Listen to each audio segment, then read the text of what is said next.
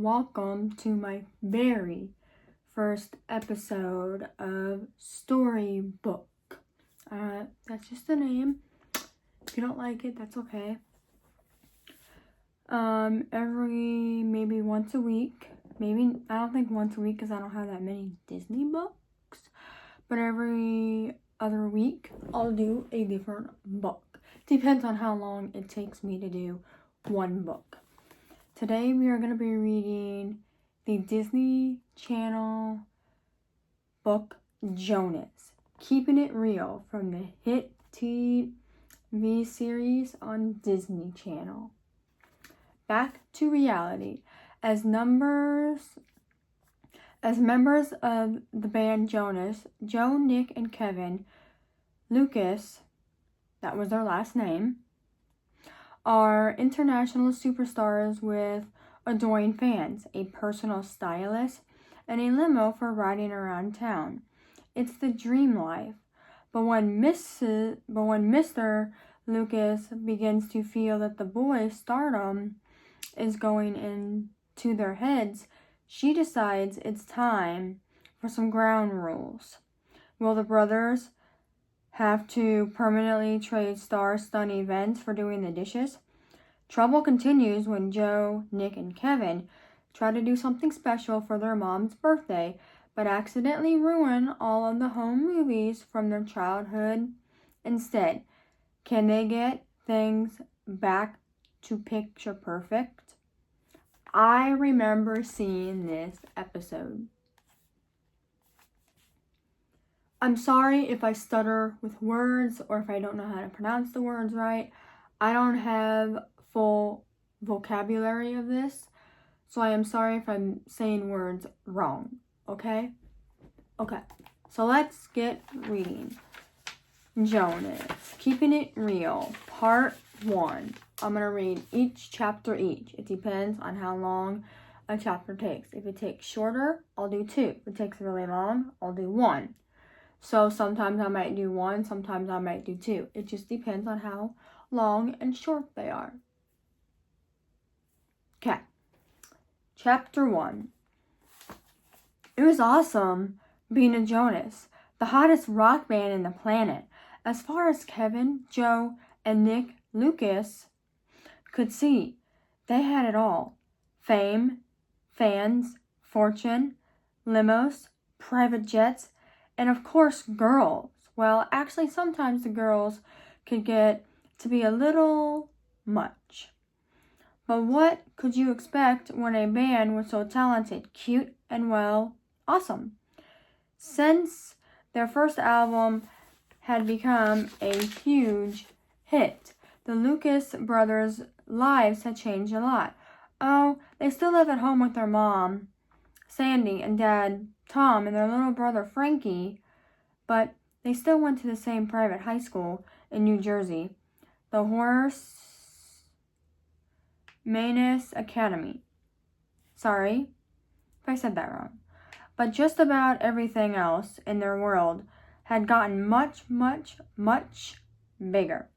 They had moved from their old house to a really cool new one. It was a renovated old firehouse, completely with fire poles and an alarm that went off randomly. Not great when 3 teenage boys are trying to catch up on much-needed beauty sleep. But though the 3 brothers still shared a room, it was practically the size of a supermarket, completely with a state-of-the-art recording studio and a row of curtain bunks, just like the ones they installed on their tour bus. Not to mention a food court stocked with all of their favorite goodies. Sometimes a little sugar went a long way. Whenever they wanted to go somewhere, they went to the Super Bowl or to the World Series or to Tibet to see a solar eclipse. And if they wanted to get 3 extra fast, they took a helicopter or a private jet. Even better, if they wanted to bring friends, it was no problem. The more the merrier. It didn't stop there. The oldest brother, Kevin, loved guitars. He now had not 1 or 2 or even a dozen, but hundreds, which he kept on a revolving dry cleaning style rack in their room. All these lifestyles changes had taken some time to get used to, and some adjustments were harder than others. It had taken a little while, for example, but most of the girls at school had finally gotten used to having three brothers who were expendably cute and famous around. The guys still had to run and hide. However, when ever new girls showed up, such as the girls' chorus that had visited just the week before, they were still catching their breath from that one. And so was their bodyguard, the big man. Even his size, which was definitely big and couldn't intimidate some fans. Yep, there was no doubt about it. The Lucas brothers had anything and everything in their world that they could ever want, except privacy. But who cared? They were living out their biggest dreams, and it was great. Rough, maybe. Not for everyone. That is chapter 1. I have a couple questions. I want you to put in the comments below where do they move to? Where or what house are they living in now? And what school do they go to? Those are your 3 answers. Do not look them up. Okay? How long is chapter 2?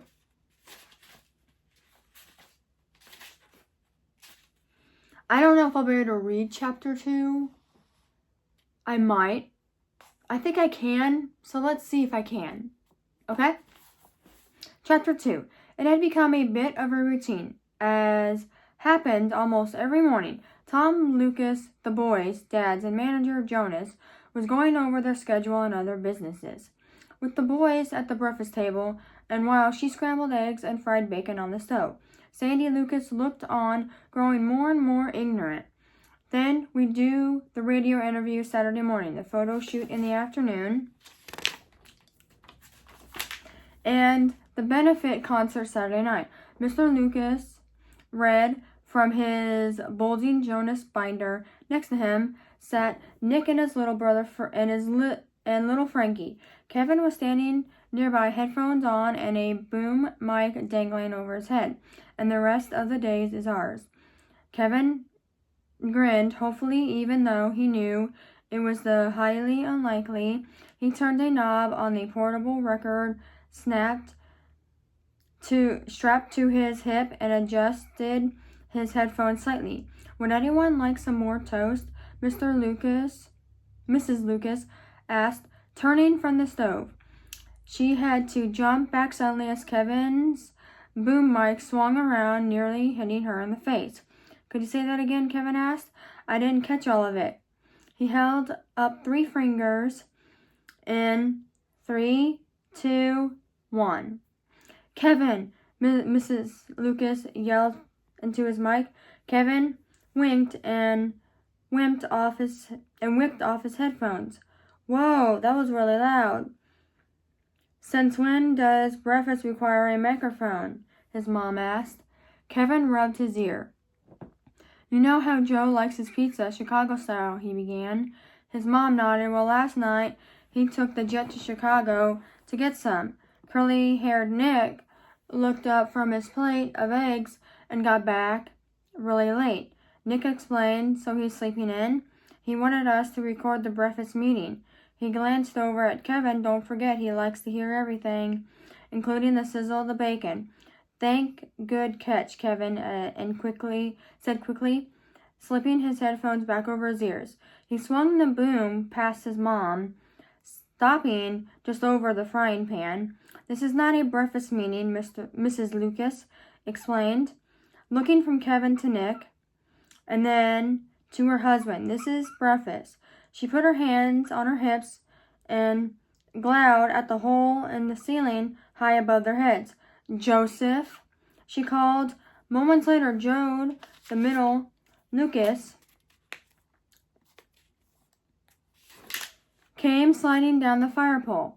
He was still in his pajamas. His eyes were half closed, and his not really flawless hair was a tangled mess. Where, who, what am I missing? He muttered as he stumbled toward the table. Yawning, he turned to Kevin. Can you play back the tape before Kevin could hit play? However, their mom pressed stop and glared. She pointed a finger at Joe and then at the table. Sit. Eventually,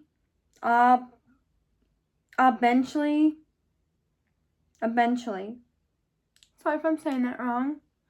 Joe snacked into a chair. He glanced at Kevin then Nick, as if to say, what is up with her? His brothers both shrugged back. They had no idea. I can't speak apparently today. We are having a normal family breakfast, Mrs. Lucas declared. What was with her? Was that Mrs. Lucas had just about enough of all this big-time jet settling? Anything you want, you can have it. Lifestyle. Okay, so maybe Jonas was the biggest man in the world, but they were still a regular family, and regular families had regular meals. And they talked to each other. She arguably swatted Kevin's boom away without microphones or tape records. Determined, she grabbed a plate and began to fill it with eggs and bacon and toast, just as Big Man came scrolling through the back door. Mrs. Lucas jumped, as she almost always did when she saw him. True to his name, he was a man. He was a big Frankie, he announced. I got your limo waiting. Frankie jumped from the table. Is it filled with jelly beans, Big Man, he asked. Big Man gave him a big thumbs up. Every color but green, he said, just as Frankie had asked. It's all jelly belly good. Oh, then did Mrs. Lucas truly notice what her youngest son was wearing to school? Was wearing a school uniform, but a fedora? She couldn't believe it. Her baby, who wasn't even a Jonas man, had gone rock star on her too. Since when did Frankie need a limo to go to school? Couple more pages left, okay, guys? She watched as Frankie scooped up his back door and followed the big man out the door. Mr. Lucas sighed and blew him a kiss. Have fun at school, sweetie, she called, and then she sat the plate she made for Joe down on the table. There were some things she couldn't control. Joe flashed her a grateful smile and began to butter his toast. His mom smiled back. Now that at least was normal. Then Joe took a bite, swallowed, and turned frowning to his dad. You know, Dad, the layout of our new limo is all weird, he said. Really? His dad looked up from his Jonas binder, clearly concerned. How so? He asked. Well, they put the hot tub too far away from the trampoline, Joe said, across the table. Nick put down his glass of juice and nodded. And the yogurt machine makes you choose between chocolate and vanilla, he added. It doesn't let you do the swirl. Their dad shook his head, disturbed, and quickly noted this all in his book. Oh, Kevin raised his hand, and all the automatic massage sheets goes ba ba ba. He shook his body back and forth when it surprised to go diggy diggy diggy. Mr. Lucas's eyes grew steadily. Now that was bad, he thought. The massage chairs had to work. This would have to be fixed immediately. He reached for his phone, but his wife stopped him. All right, everyone, hold it, she shouted. Stunned, the boys and their dad paused and turned to stare at her. Problem, hon? Mr. Lucas asked. His wife rolled her eyes and shook her head. Breakfast meeting, limos with hot tubs, diggy diggy diggy. We have gotten way too big for our britches, she declared. That's when the brothers' oldest friend had trusted style grew. Stella Malone walked in. Stella had been in school with the boys forever, and there was one of the few people who didn't let their fame get to her. Today she was carrying a stack of slick-looking pants. "Sorry I'm late," she said. "My little brother hid my car keys again." She shook her blonde head and then held up the pants she brought for them all to see. "I've gotten bigger breeches for all of you, custom tailored by your professional stylist, Malone." Stella grinned and Mrs. Lucas groaned. Kevin put down his mic at last and took one of the pairs of pants from Stella's arm. He held them up to his waist and smiled. "Hey, Stella," he said, suddenly remembering something. "Did you get a chance to put diamonds on the soles of my shoes?" His mom grinned and yanked the fancy pants away. "Stella," she said, "you're welcome to stay for breakfast, but this is exactly what I'm talking about. We said even if the band blew up, we were going to stay grounded, still be a regular family." Sandy relaxed and said her husband, Mr. Lucas, walked over and resentfully put his arms around her shoulders. "No matter how successful this family becomes, we will never lose the common torch." Then with a smile, he turned and strolled to the living room, where a fancy coffee cart was parked. "Thank you, Parcel," Mr. Lucas said to the grinning barista as the young man handed him a latte with extra foam. Mr. Lucas reached into his pocket, then tossed a coin into a tip cup. Mrs. Lucas, meanwhile, held up her hands in desperation.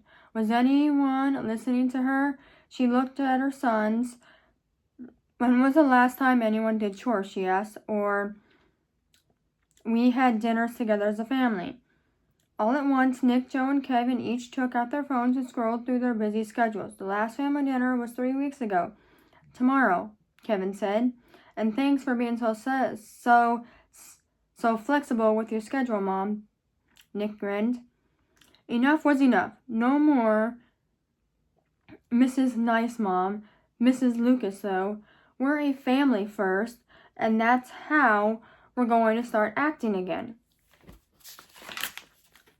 She told them. "No more breakfast meetings. Limos." She glanced over at Mr. Lucas' coffee guys. Kevin nodded and warmly put his arms around his mom. "We get it," he said. Everything she was saying made total sense. Joe nodded emphatically. "We promised to keep it real." Together, he and Kevin hugged their mom, and Nick soon jumped up and joined in. "Maybe we have gotten a little carried away," Nick said, "but that's history." That is the end of chapter 2. I will be back tomorrow with chapter 3 and maybe chapter 4. So, the next questions I want to ask is, what color does Frankie not like with his jelly beans? What color does he not put or eat? What color? And what is their friend's name? Put the thing in the comments. I will see you guys in my next video. Thanks for watching. Bye for now.